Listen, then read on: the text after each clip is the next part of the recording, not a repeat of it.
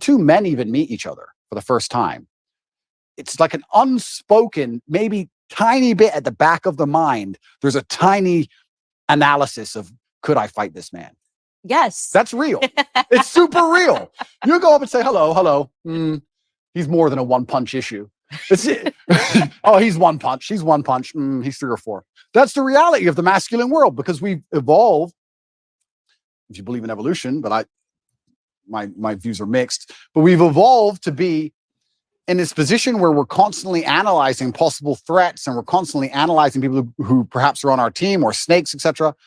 And I think that not many people understand exactly how brutally competitive the masculine world is. And I think the worst thing you can do for a son is just to raise him in a bubble. True. My dad, I'll say it here, people lose their minds. My dad used to just randomly push me over. I'd be like 3. You just not hard, but just get up, boy. Okay. Mom would be like, why are you doing that, son? He's like, you get pushed over. That's life.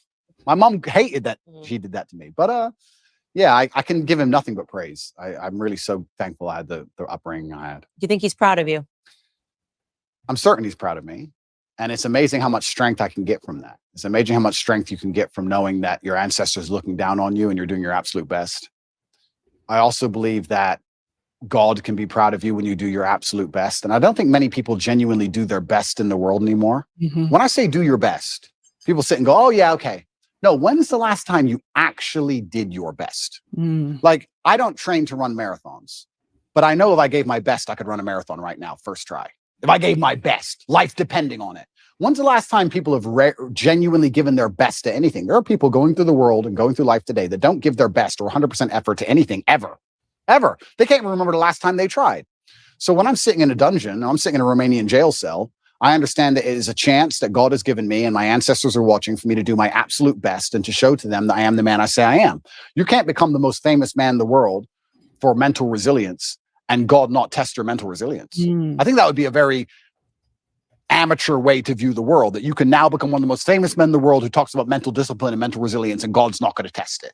I think God's going to come along and say, okay, you want to be Mr. Famous. All right, let's see what you have. Exactly. So I believed it was a chance to show God and show my ancestors and show my father that I am the man I say I am.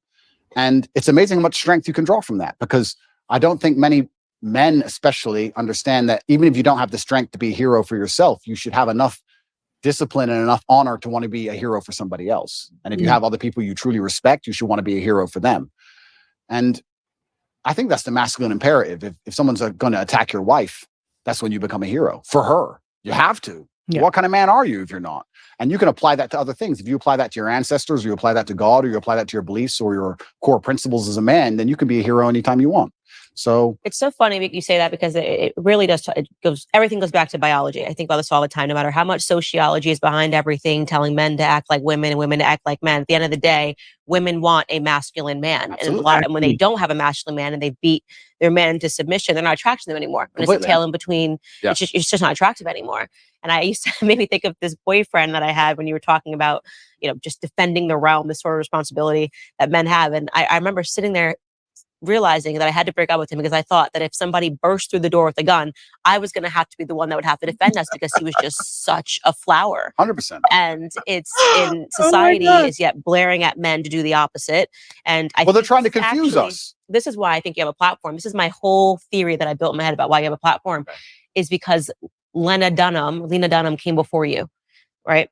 And I think that for years, men were told to act like sissies. Yep. Men were told to put your tail between your legs. That was the message, the agreed upon message that came with, Hillary Clinton running, the Me Too movement, all of these things where men were basically told that if you have a masculine instinct, you're guilty. Yep. And then inevitably, because there is an equilibrium in this world, because there was Lena Dunhams, because there were the Taylor Swifts, because there was the girl squads, eventually what would have to happen was that it was going to have to be evened out by someone saying, no, F that, be a man. Yeah. And I don't feel guilty for being a man. And I don't think any man should. No, I don't think so either. And I think that the most annoying thing about all of this is just how genuinely hypocritical it is. Because there's all this feminine movement and we don't need men and men don't matter, etc.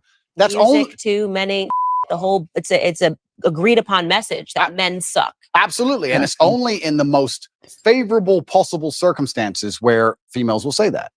And that's what's so disingenuous about it, because as soon as things actually begin to get hard, the closer we get to the realities of life, the closer we get to the unfortunate circumstances of the world, and they exist in many places, the faster you'll see people look for traditional masculinity to protect them. Yeah. So it's not even like it's a genuine belief. That's what's so upsetting about it, is that it's just, I don't know if these people are delusional or if they're deliberately hypocritical. I'm not sure which one it is. I think they're brainwashed. I think it's a two-pronged approach. I think it's the cultural messaging, and also in the education system, they're actively learning that this feminism is what you need to aspire towards. Like when you get out of school, women, you should want to compete with men in climbing the corporate ladder. Yeah. I actually think there's a mass brainwash that's taking place. Oh, completely. They want to neuter men, and it's something that's very programmed, and it's insidious, and it's something that's deliberate to make women think that they can compete with men, to make women think that they're equal to men, and that they don't need a man. And it's quite delusional.